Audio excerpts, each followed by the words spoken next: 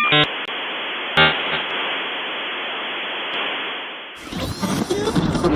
country has ever prospered that failed to put its own interests first.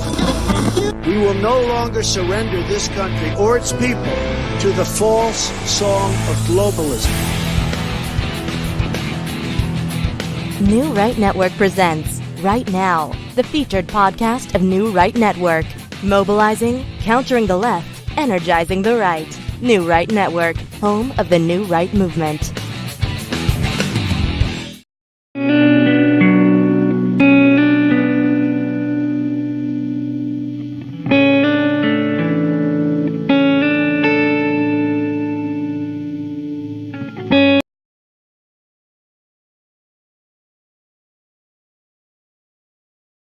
Daughter, Krisha Odette, was killed on September 12, 2014 by an illegal immigrant that was driving a truck without a driver's license. The illegal driver was never charged with her death. He was only issued a ticket for driving without a license. Hi, Chris. Hello. Well, tell us a little bit about the accident and what happened, what led up to it, and then what ensued, if you would. Well, I had taken my daughter over to spend the night with a friend that she had met from school. She was new to the school because we moved away from the city of Coppell where we lived when my late wife passed away. And that night, Krisha attended a birthday party, and her friend was at the birthday party, and she wanted to have a sleepover. So at first I was very much against it because I hadn't met the mother. But I finally gave in after she said that I could meet her when I took her over. My late wife had one of the things that she gave me as advice before she passed away was not to be so protective over her and let her have fun and let her do things. Oh, okay. I gave in and decided to go ahead and take her over to the friend's house. That was about 9:00 when we got there, and I had left my phone in my truck, and the mother said she left her phone inside. So I told her I would just have my daughter text me with her number so that I could call her the next day and coordinate with picking her up about whatever time would be best. Okay. So I left, stopped and grabbed some food on the way home. It took me about 30 minutes to get home. And by the time I arrived home, I got inside and was starting to sit down. My landlord, whose daughters were in the same school and knew her parents, this girl's parents, was calling me, telling me that they were trying to reach me, that my daughter Krisha had been in an accident. And I was confused. It didn't make any sense. They should have, in my mind, they were supposed to be there inside the house. They should be safe. Right. You didn't know what kind of accident at this point. Correct. All I did was she'd been in an accident. They were trying to reach me. Okay. So I called my daughter's phone, and the girl that she was spending the night with answered the phone, and she was panicked and frantic. And she said that they were trying to find a pulse on my daughter. Oh, God. And it just didn't make any sense. Yeah. And I told her that didn't make any sense. So I'm on my way. I thought I knew where they were at. Right. So I got in my truck and I started driving to where I believe she was at. And I was the closer I got, the more I started speeding, just because I just started getting really worried. What if something's really wrong? And I was coming up to an intersection. I saw the light had turned red. I had my hazard lights on, blinking. I was starting to slow down, but it looked like no one was moving, so I started speeding back up. I think I blew through the intersection close to 60 miles an hour. Oh, gosh. Vehicle to my right decided to go ahead and go through the intersection, even though I had my hazard lights on, and I ended up hitting him. Wow. I didn't realize at the time, but he was an off-duty policeman. I hit his car, and I hit it hard enough that caused him to spin around and hit into me, which knocked me over into the opposite side of the traffic that was sitting still. And I had another truck, and he ended up beside him. Needless to say, I totaled my truck trying to get there, and within minutes, the police were there. And so I kept trying to tell them, I ran the light. It was my fault. I was trying to get to my daughter. She from I understand, she's in an accident, and I'm trying to find out what's going on. Right. Begging them to call on the radio and find out the status of my daughter. Tell me that she was okay. Let me know what's going on. Right. The only thing they would tell me, they had me sit on my tailgate, and they told me to sit there, and they were going to get my information. They got my information and told me they were going to go ahead and take me to the hospital where my daughter was at. And I got to the hospital, and they took me into the emergency room, into a room by itself. And they came in and asked me my daughter's name, and I told her, and they went back telling other doctors that her, the name of the Jane Doe was Krisha Odette. And wow. he came in and told me that when she arrived, they didn't have a pulse. They did everything they could, but she was pronounced dead when she arrived. I'm so sorry. And she was 13. They told me they believed that she didn't feel anything, that she died instantly. I see. Okay. Well, that's one good thing, is that it was instant and she didn't know. Well, I don't believe that that's true. You don't? When I finally got my daughter's death certificate the death certificate read that her cause of death was severe trauma to her head and her neck, and likely took minutes to die. Oh, I'm sorry. It wasn't something that was quick. According to the accident report, when the police arrived, she had blood coming out of her nose, ears, and mouth, and they could not resuscitate her. It wasn't until about 3 days later that I find out the policeman doing investigation wanted to speak to me, and he came to my house to get my statement. And in talking to him, he asked me what happened and what I knew, and I told him. And then he asked me if I had any questions, and I told him I had no idea what happened to my daughter. How did the accident happen? I don't even know anything. No one has told me. So he drew a diagram out to show me the intersection. So no one had spoken with you at all at this point? I'm sorry to interrupt, but that just shocks me. No one had told me how she died. All I knew is she was in an accident. It's the only thing anyone told me. You left the hospital that night without having any answers. That's correct. Okay. And I'm sorry to ask this question, but what happened to her body that night? What did they do? I stayed with her until the justice of the peace came to claim her body to take it to the Dallas County Coroner's office to do the autopsy. Okay. And so you stayed with her until then? Stayed with her until then. Yeah. Okay, keep going. I just wanted to clear that up. Okay. Yeah, I was taken home and had to go into my house with her gone. Yeah. But when the policeman came to my house to talk to me, right, and he explained to me about, he asked me questions, and I gave him my statement. That's when I started to find out that as he began to draw the diagram and showed that my daughter had crossed the road at a non-crosswalk, but she dropped her cell phone in the road, and she turned around to go back into the road to get it.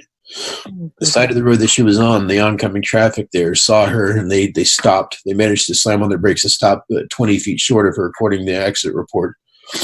But the other side of the traffic, where, in my opinion, he should have seen her, is where he never saw her, and he hit her going full speed. Oh, no. And he essentially broke her neck and crushed part of her skull. The officer described it as it was a 34-year-old male with no license, driving a white 2004 Nissan Titan. And I stopped for a second, and I asked, how can you be 34 years old and have no license? It doesn't quite make sense to me. Right. And he told me, well, I can't officially tell you this, but we believe he may be here in the U.S. illegally. And wow. that shocked me at that point. And, That's when I asked him, so is he going to go to jail for killing my daughter? Right. The officer said that they were doing a drug test. They took blood and urine samples from him, but unless they came up positive, it's likely that he won't be charged. So they, on the scene, they took his urine and his blood sample? He voluntarily went to the hospital and gave them a blood and urine sample. Okay. So he didn't leave the scene. He stayed there. He hit her and pulled right over and stayed. Okay. And so they got those samples, and then the officer said that he would maybe not be charged unless there was alcohol or drugs in his system. Correct. Why is that? Do you know? No, I didn't. Honestly, I didn't know yet. Okay. I understood it at first as just an accident, just an unfortunate accident. But when I was explained that he was driving without a license, to me, it made sense that he would be charged for a felony for driving, for he's operating a vehicle without a license. And he killed somebody. He killed someone. Vehicular homicide, at least. Or negligent homicide. Negligent homicide. Right. Based on what I understood, what I read later about what the state statutes were. Right. Okay. Keep going. I'm sorry. Go ahead. So what I later found out was that they arrested him because he had 2 outstanding warrants when he killed my daughter. One of them they were both 4 years old. One of them was for driving without a license. Wow. And one of them was for speeding. Okay. 4 years earlier, when he was caught driving, he should have been reported to immigration, but he wasn't. What I didn't know is the city of Rockwall did not report him to immigration. And so on that night of the accident? On the night of the accident, they did not report him to immigration. Why would that be? Do you know? Because as it was explained to me that unless they commit a violent felony, they're not in the habit of checking their immigration status. And because they didn't check his immigration status, they didn't notify immigration. However, according to federal regulation, 8 USC 1324, when an officer has a law enforcement personnel has someone in custody that they believe to be in the country illegally, they're supposed to report them to ICE. They're supposed to actually log into some federal database and issue them what's called an immigration ID. It's like a ICE something. Yes, I'm familiar. Yes. And they should have held him to give ICE a chance to decide whether or not they wanted to arrest him. Right. According to the arrest record from Rockwall County's own website, he was released 36 minutes after being booked. It was showed that he was booked in at 1 a.m. in Rockwall County Police Department, the Rockwall Sheriff's Office, and he was released at 1:36 to the street. So they don't consider, even though so first of all, we know he was driving without a license, but second, he hit someone, he hit another human being. And so you would think that even a ticket for driving without a license, but then some, right? Something else. As it was explained to me, that the only way Texas charges anyone with a felony is they have to convene a grand jury. And so I had to, my lawyer that was handling my accident, me trying to get to my daughter, said he had friends in the prosecutor's office in Rockwall and was able to push for them to hold a grand jury to decide whether or not they would charge him with a felony. Okay. So 3 months after my daughter's death, I get told that there would be no bill, that the decision was that because he had no drugs or alcohol in his system, there was, in their words, no proof of negligence in his ability to operate the truck. Therefore, they would not charge him with any felonies. Oh, wow. And as American, we see that as, first, he crossed the border. That means he's a criminal. He's already committed a crime. Yes. That's right. And then second, you would say, okay, well, he was operating a vehicle without a driver's license. And I'm not going to assume, but a lot of times people who are here illegally utilize, false IDs, and they use other people's names and whatnot to stay under the radar. Well, here's the interesting thing. The truck he was driving, they told me the day that the policeman came to me that he said that he was borrowing a friend's truck. They was him, his wife, who was in the country illegally, and the truck in the back of the seat that I believe here illegally. They said they were going to a soccer game. Okay. Now I got told 2 months after my daughter's death, when I was still waiting to get the results back from the drug test, the last time I spoke to the officer, the investigating officer, he never responded to phone calls after that. That they basically knew he owned the vehicle, but because he didn't have a license, he couldn't put it in his name. So he supposedly bought the vehicle from the guy that he said he was borrowing it from. He had bought it from him a year prior.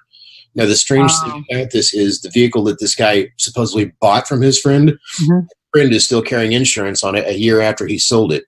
Why? Wow. And Wow. Yeah, that's not okay. Like, I couldn't get away with that, or you couldn't get away with that. add insult to injury. When I had, after my daughter's funeral, I had to postpone my funeral, my surgery. I was supposed to be having spine surgery. I had to postpone it for my daughter's funeral. While I was laying in bed recovering from my daughter's funeral, about a week after her funeral, I had my surgery. My sister happens to find the accident report in my kitchen on the counter, and she takes the address and drives over to the address that's supposed to be where he lives. Oh, goodness. She took a picture of the truck that he used to kill my daughter in his driveway, and he was working to drive it again. Wow.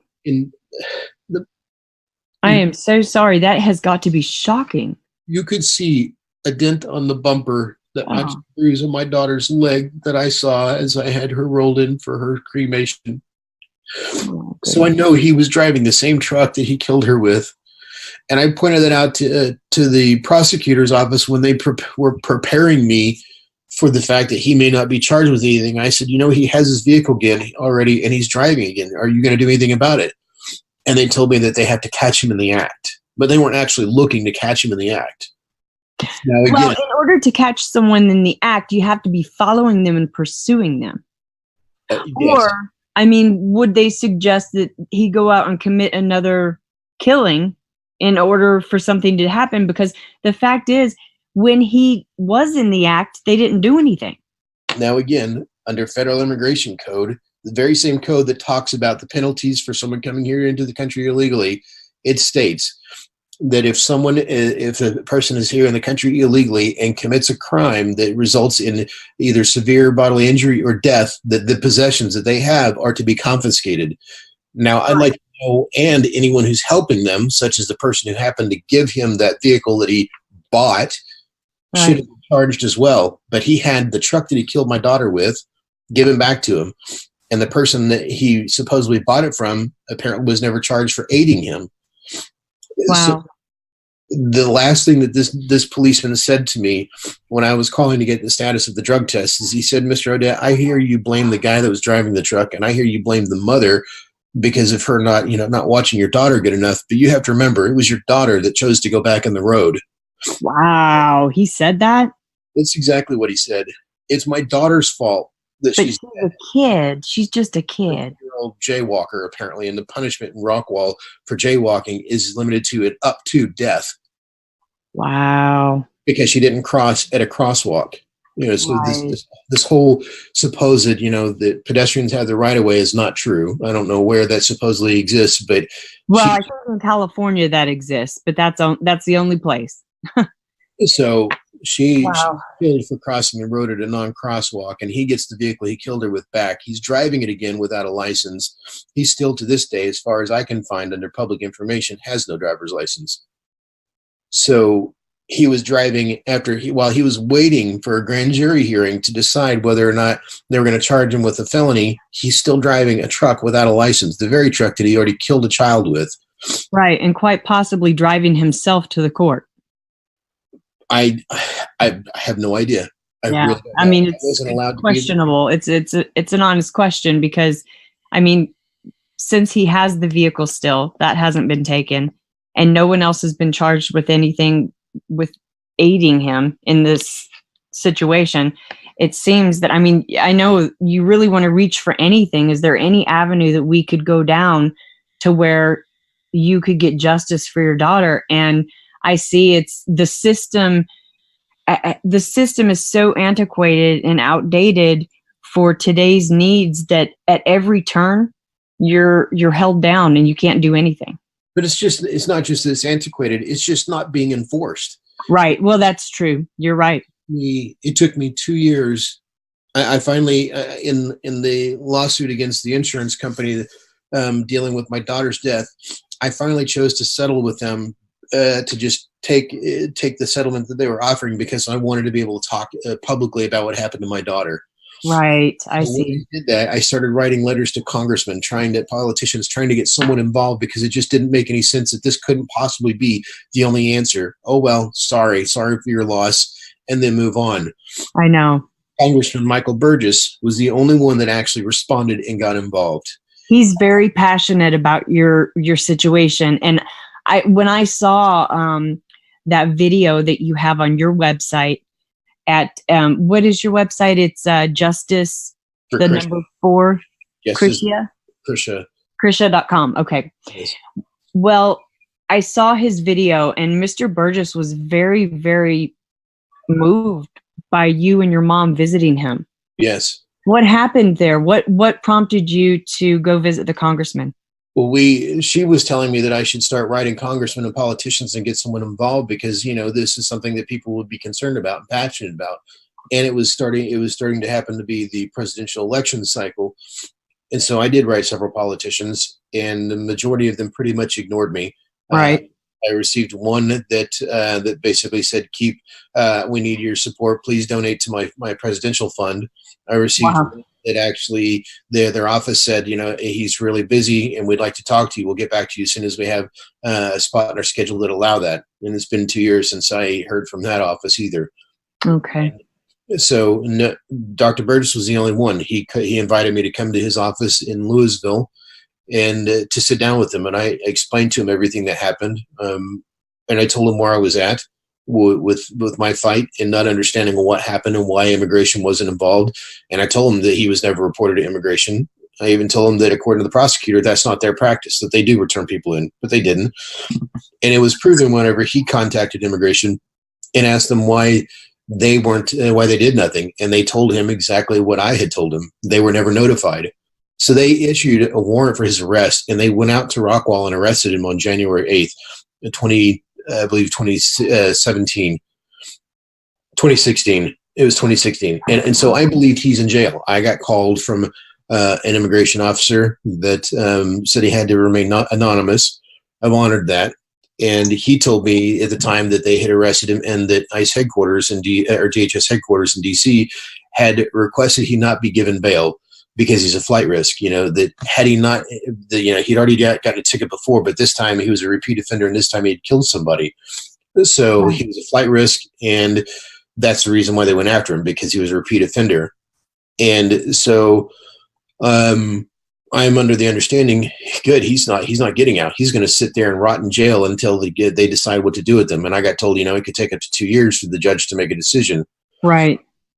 Now, let me ask you this. Can you just look up his information and go to his court date and appear on the behalf of your daughter? It's already happened. I wasn't allowed to be notified of when it was going to happen.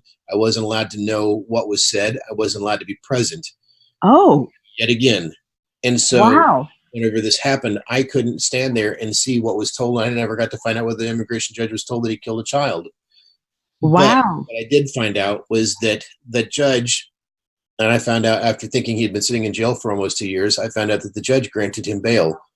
A month after he was arrested, someone bailed him out and paid 10 grand cash.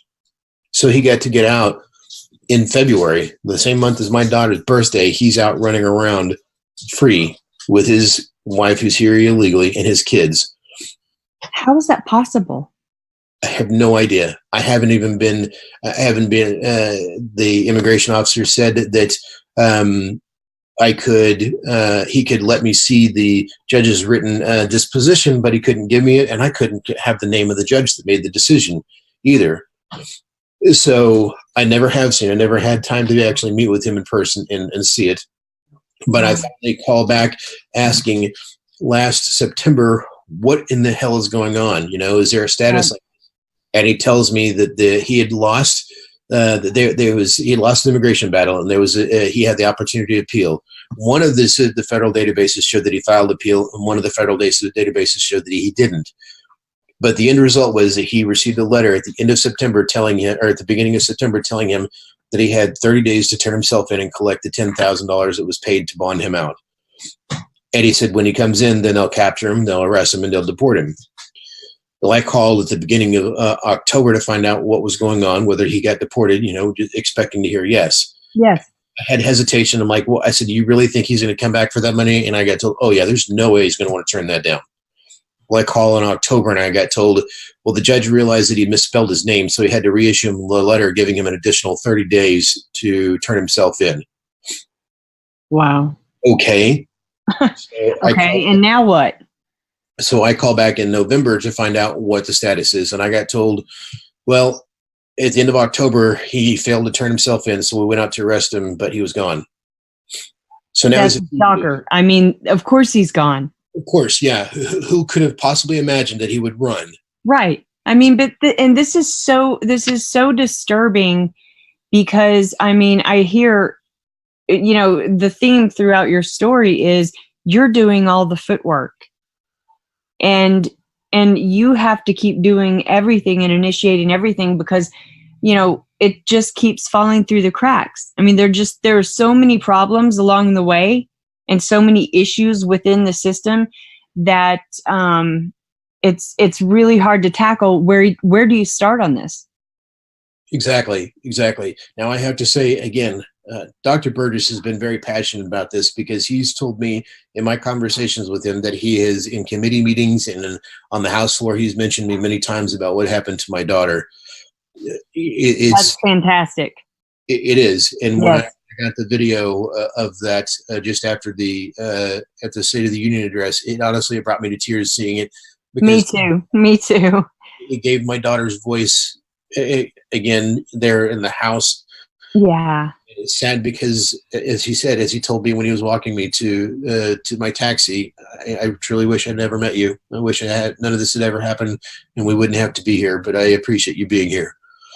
Right. Well, that brings me back to that video, and I wanted to ask you about you have served your country. This is correct?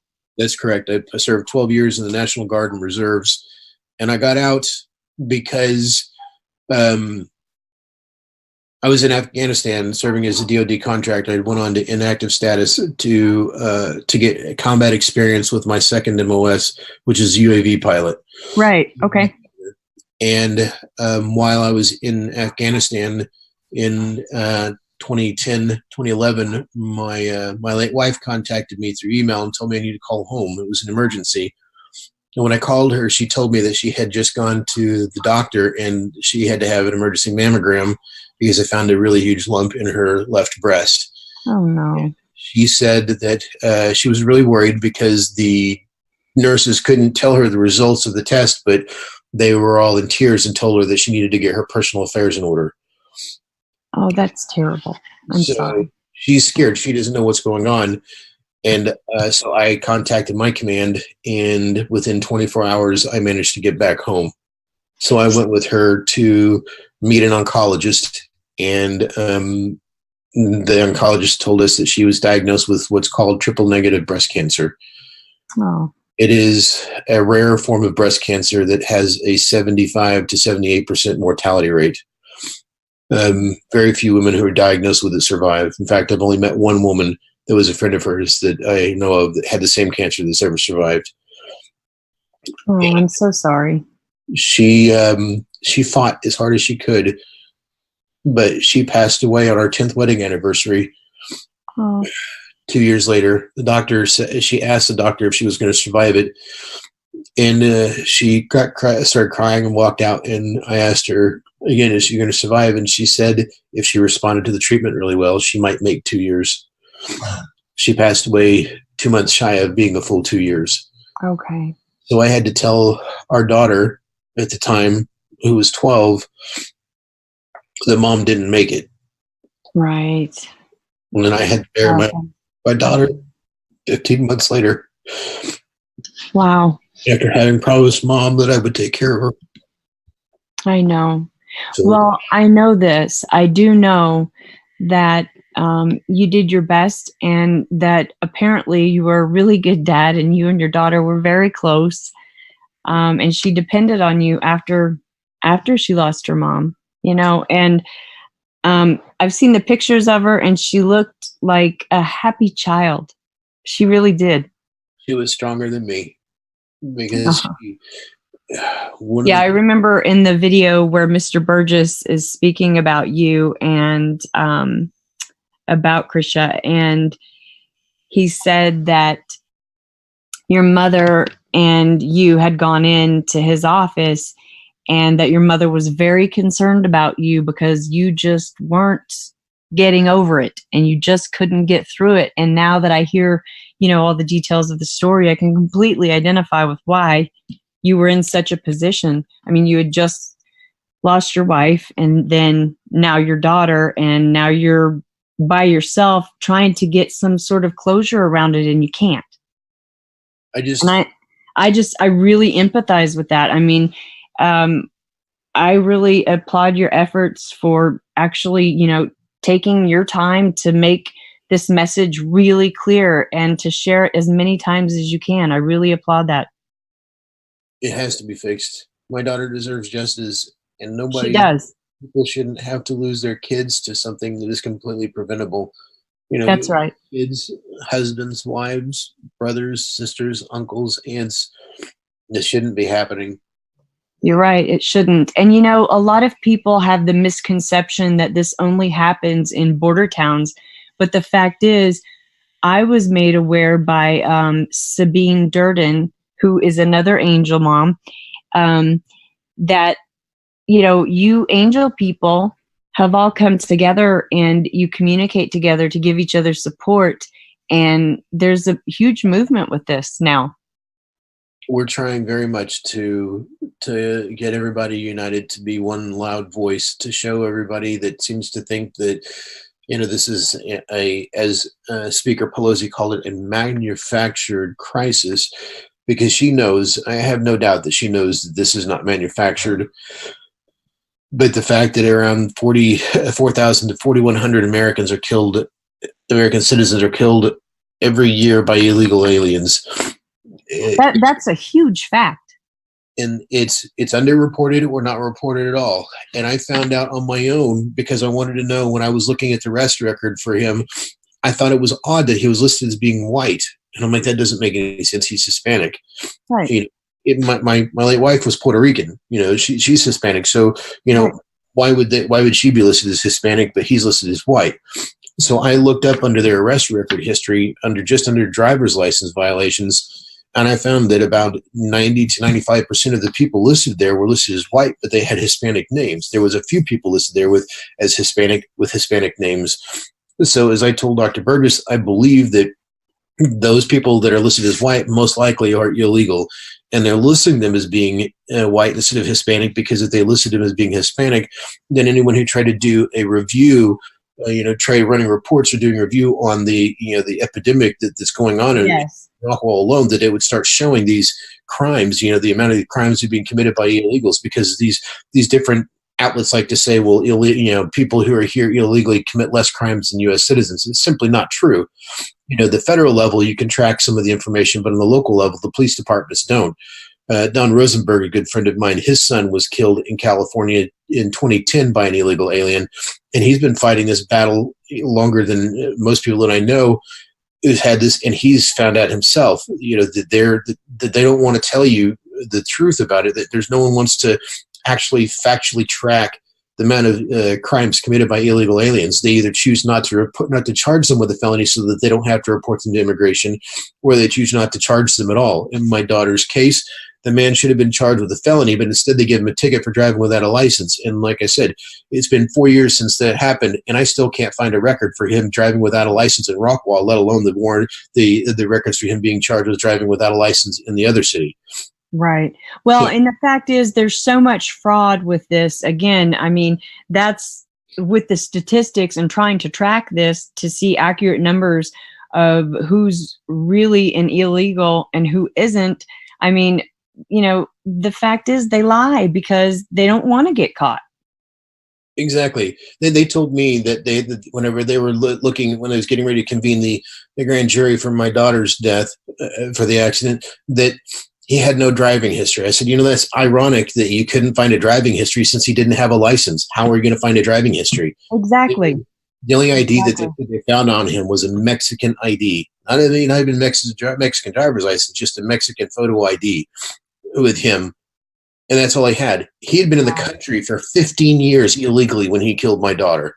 15 years. That's unacceptable. Same month that I find out my daughter was killed by an illegal alien, I start looking up information on Texas laws, and I find that there was a politician the same time 4 years ago, prior to my daughter's death, when he got a ticket for driving without a license.